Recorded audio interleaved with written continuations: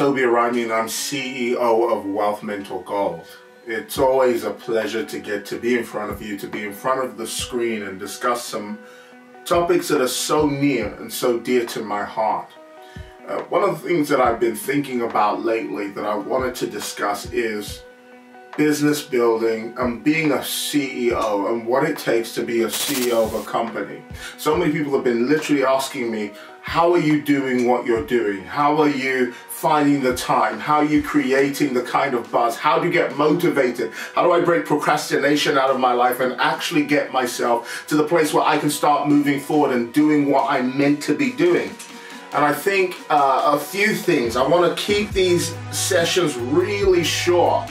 But one of the biggest keys in my own life was a little thing that I thought up. And sometimes when I want to be motivational or help others to get out of the rut, I am the best subject first. So I literally spend a lot of time studying me first to see how I can help other people get to where they need to get to. And so part of my study led me to back in the day in school. Remember chemistry lessons where you used to sit down for hours on end learning material, but there was something in that lesson that came back to me, and it's fire and what it takes to keep a fire burning, the effectiveness of fire, the power of fire. We saw fires rage through Australia just last year and how they consume just about everything around them. And if you want to be a top CEO, you've got to be like fire. That means this: you got to be on fire all the time. You got to be red hot as much as you can. And you've also got to learn how to fuel your fire and keep your fire burning, because fire is contagious. Anytime fire burns through a place, unless something is fireproof, and you will meet people in your life, by the way, who are completely fireproof. No matter how much you try to motivate them, they will not be motivated. They've decided they're never going to be caught alight. But then there are some people who you meet who are flammable, and it's not your job to decide who's flammable versus who's not. It's your job to be on fire for whatever it is that you're doing. And I've literally seen people succeed with businesses that should not succeed simply because this key of fire. The book Napoleon Hill, Think and Grow Rich, calls it desire. And they say desire must be red hot. And it's interesting how it picks up with this belief system that to be super rich, you've got to have a burning hot desire. Why? Because there are things that are going to come against you to come and combat that fire, that desire on the inside of you. Life is full of things ready to put out your fire. There are so many people who began well who didn't finish well. And I want to make sure that your fire can burn through anything. I mean literally anything. So stay connected and don't switch off what we're about to show you. We learned in chemistry that there are certain things that keep a fire burning. The first key, any business person will tell you out there, and again, the business Bible of the world, consider the business Bible of the world, Think and Grow Rich by Napoleon Hill, a man who studied several of the world's richest people, discovered they all had one common denominator, one commonality, a couple of commonalities, but the first commonality that existed amongst all of them was this: they started with a burning hot desire. He calls it must be a white flame. If you don't have a burning hot desire to create wealth, you'll never see wealth happen. In fact, desire magnetizes you for everything that should be in your life. Desire also burns out everything that should not be in your life. And what a lot of people do, which makes me so sad, is, you know, the other day I got a nice little bit of hate mail from somebody who told me basically shut up and stop speaking. Shut the blink up and make sure I stop speaking. And I realized that person was irritated by one thing and one thing only. My fire was annoying him. My passion was annoying him. And I had a choice in that moment. People say, how do you respond? Because I get a lot of hate mail, a lot of hate messages. I got a lot of followers on my Instagram. So I get a lot of messages that I may not like, particularly of someone picking on any area. And how do you develop a resistance to that? Well, the key is, no matter how much people try to put out your fire, you make sure you don't turn it down just to make someone else feel comfortable. And right there, I feel like I'm talking to a lot of people right now who are toning down. You're calming down that desire that sits on the inside of you to do great, to be great, because you don't want to make people feel uncomfortable. People will say lines around you like, well, listen, people have tried it before and failed. Money doesn't grow on trees. If you could finish these sentences, then you know that you've got some of the wrong friends around you.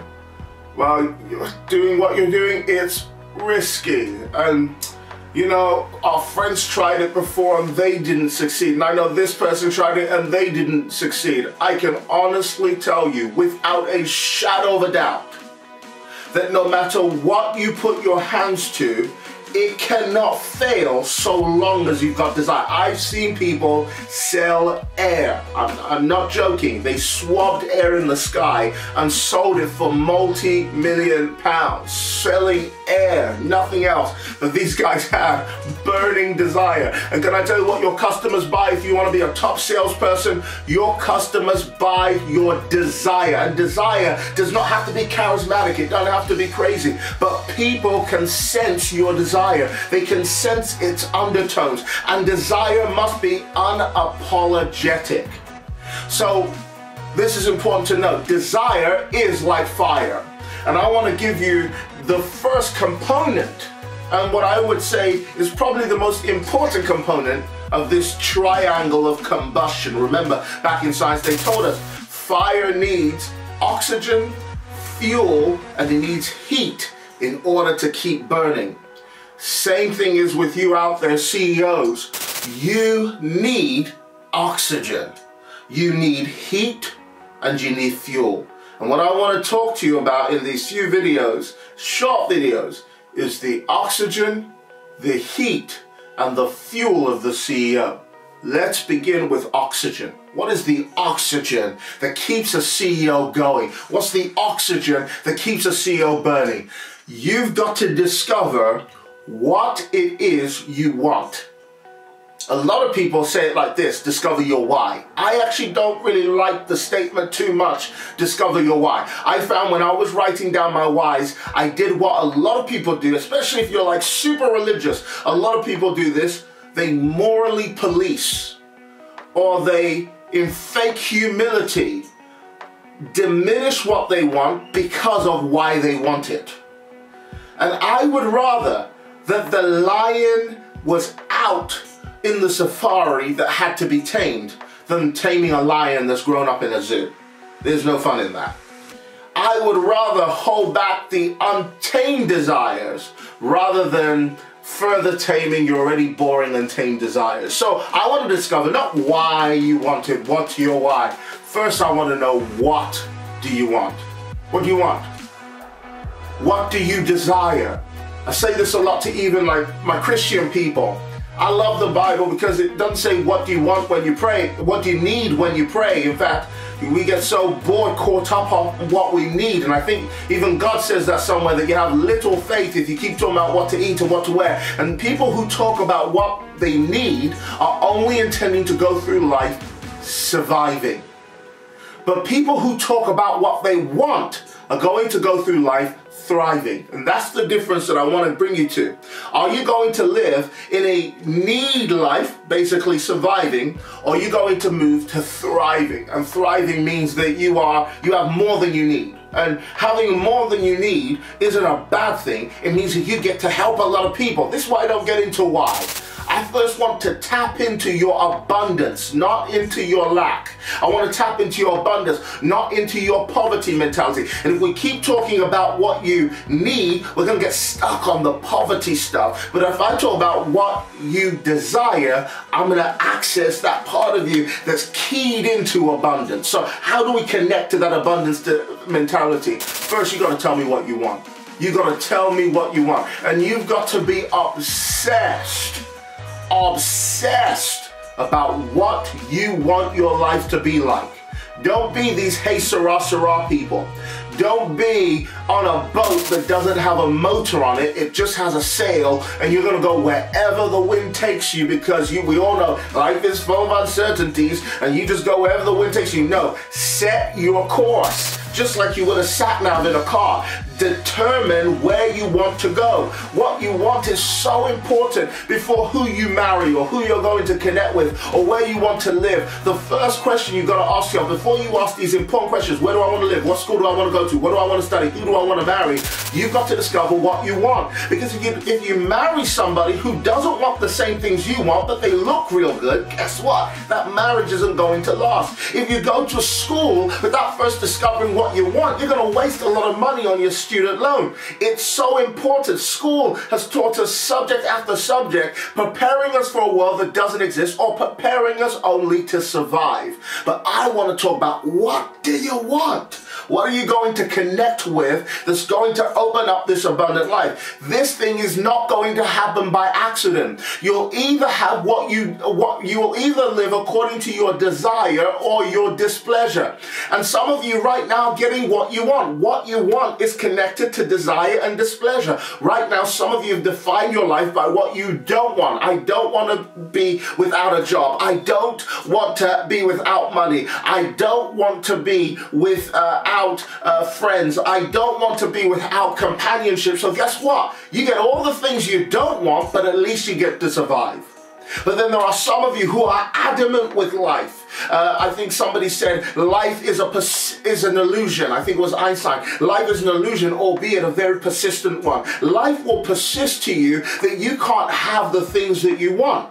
But if you know what you want, see how I'm talking right now? It's because I know what I want. Some people might be irritated. This guy's too energetic. He's too into himself. But listen, don't mistake your confidence for other people's insecurities. And don't allow people to mistake their own insecurity for your confidence. Don't apologize about being confident in what you want. Know exactly what you want. And when you lose course, let me tell you what keeps that fire going. Write down what you want. Get obsessed with doing it. At least 3 times a day, have a journal and keep writing down what it is you want. I don't care if you want a Bugatti. I don't care if you want a Lamborghini. I don't care if you want a Citation X jet. See how some of you right now are like, oh, you're diminishing what you want because of why you want it. But listen, before we get into the why you want it, can we discover what you actually want? You are hardwired for things. Some of you want to save the whale. Some of you want to help children in third world nations or in the nation you're in right now. Some of you want to start insurance companies or hairdressing salons or whatever. Some of you want to drive the latest cars, have the latest tech, have the latest watches that are out there. These are the things. What you want is what motivates you. It may not motivate me, so I can't tell you that you have to have what I want. I can't judge what you want either. What you want is what you want. But the key thing is here, what do you want? And what you want, your desire, write this down, your desire is connected to your design. But we've got to discover and connect and key to what we want. What you desire, your desire is keyed into your design. I desire luxury apartments. I purchase luxury apartments. I desire a Citation X jet. I haven't got it yet, but I'm on my way. I desire a yacht out in the ocean where I can invite my friends to and we can have fun and party and talk and relax. I desire houses all over the world. I desire to build orphanages, massive churches. I desire to fund people and clear people's debts just because I can do it. I desire to give gifts and do what I want to. I write down my desires every day, and that's what keeps me motivated. You've got to. Guys, there's 3 components. I'm gonna give you one just in this video, and then you're gonna subscribe, you're gonna like the video, and then we're going to give you some more as well. And the buzz will alarm when I give you more. But I wanna stick with this one because it's I think it's the most important, to define what you want, not what you don't want. To actually be bold, courageous enough, and it takes real courage because a lot of people are traumatized by hope. Write down what you want, because what you want determines what you're willing to go through to get it. Don't write down yet the price. Write down the prize. Don't connect yet to the price you're going to pay. Connect first to the prize. Why? Because the prize makes the price worth it. What would it mean to you to have what you want? What would it do for you if you got it?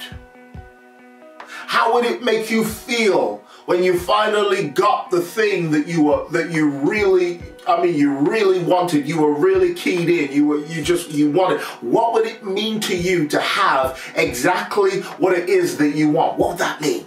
For me, it was moving to this beautiful home we live in now, from living in a flat in Woolwich to moving to a beautiful place in Windsor, and now buying luxury apartments in different places. That's what I wanted. I connected to what I want, and what it meant to me is a big deal. What you want makes the price meaningful. I want you out there, guys. I'm trying to grab you. I'm trying to get you motivated again. I want to break your procrastination right off of you. How are we going to do it? What do you want? What do you want? We're not talking about impossibilities. We're not talking about limitations. We're talking about what do you want? What is it you want? Write it. I don't want you to tell me why you can't have it. I just want you to tell me what you want. This is the oxygen of your fire. This is what's going to keep the fire burning. Hey, why don't you take some time, now you've watched this video, to write down the very things you want.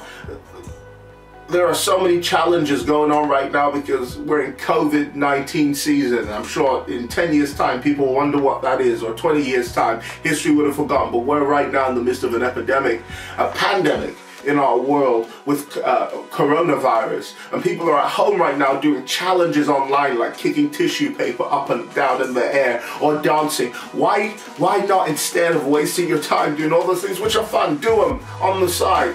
But this is opportunity time, while you're not at work, while you're not with your friends, while you're alone in your house. Finally, I think life has you where it needs you to be, and if you pay attention, life is giving you a gift right now. It's buying you time. Write down what you want. It's a science of success. Don't try and figure it out. Don't try and work it out. Just write down what you want. Today I'm living the life that I always wanted. And let me tell you, now I've achieved this, I want more. And now I've achieved this, see, your needs. If you were a modern day Noah, you know, Noah who built the ark, your needs will build a boat, but your wants will build a whole ark. Your needs will only take care of you, but what you want is going to so bless you, you'll be able to take care of so many more people. Guys, connect to what you want, and stay tuned for the next video. Guys, this is an interruption just to let you know we are setting a challenge on our Instagram page, WMGTV. Follow at WMGTV. And the challenge is this. I'm calling it the Break Procrastination Challenge. I want to see if you're ready to take massive action on stuff that you've been procrastinating over for a long time. If it's writing a book, I want to see you take a video of your journey and journal your journey in like a 1 minute, 2 minute video that you're just going to share on your stories of you breaking procrastination, then challenge 10 people to do it. The winner of the Break Procrastination Challenge, which is the person who takes the most massive action, will receive a cash reward of, drumroll please, £500. But you must follow these instructions. Follow our YouTube, Instagram, and Facebook channel, and add 10 people at the end of the challenge to do the challenge with you. It must be 10 people, and you must follow all our social media as well. Catch up with you soon.